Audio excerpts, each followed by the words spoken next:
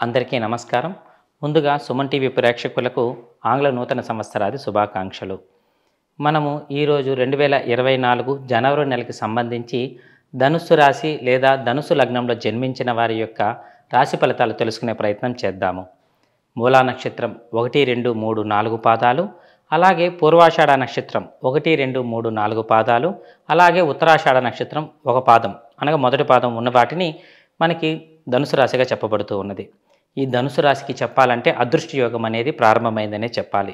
ఎందుకంటే మనకి పంచమంలో ఉన్న గురువు వక్రత్యాగం చేసి మనకి పంచమ దృష్టితో ఈ భాగ్యస్థానాన్ని, అలాగే సప్తమ దృష్టితో లాభస్థానాన్ని, అలాగే భాగ్య దృష్టితో రాశిని అనగా ధనుసు రాశిని చూస్తుండడం చేత మనకి అందులో ఆయన కూడా పంచమ స్థానంలో ఉండడం చేత వీరికి అదృష్ట కాలం అనే చెప్పాలి. వీరికి లక్ష్మీ యోగం కూడా జరుగుతూ ఉన్నది.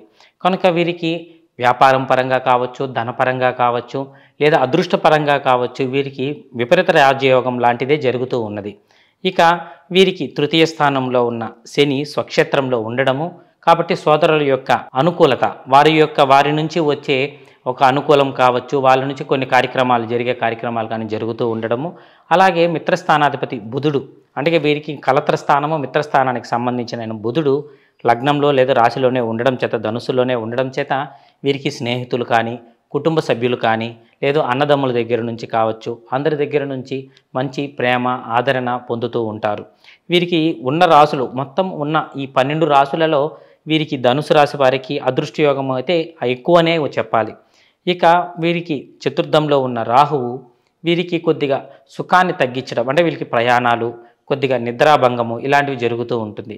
అలాగే వీరికి రాజ్యస్థానంలో ఉన్న కేతువు ఉన్న చోట అంటే వీళ్ళకి చేసే వృత్తి వ్యాపారాలలో కొద్దిగా అనుకున్నంత రాకపోయినా లాభాలు అయితే మాత్రం బాగానే గడిస్తూ ఉంటారు. కొద్దిగా జరిగిన వ్యాపారంలో అయినా కూడా వీరికి మంచి లాభాలు వస్తూ ఉంటుంది. ఆరోగ్యపరంగా కొద్దిగా శ్రద్ధ వహించాలి. అంతేకాని వీరికి చెప్పాలంటే అదృష్ట యోగమే చెప్పుకోవాలంటే అన్ని గ్రహాల గురించి కొద్దిగానే చెప్పుకోవచ్చు. వీళ్ళ గురించి కొంచెం అన్ని మంచి పాజిటివ్ ఎక్కువగా ఉన్నాయి. వీరు ఎక్కువగా లక్ష్మీదేవిని ఆరాధించడం చేత వీరికి ధన సంపాదన ఎక్కువగా కలుగుతూ ఉంటుంది.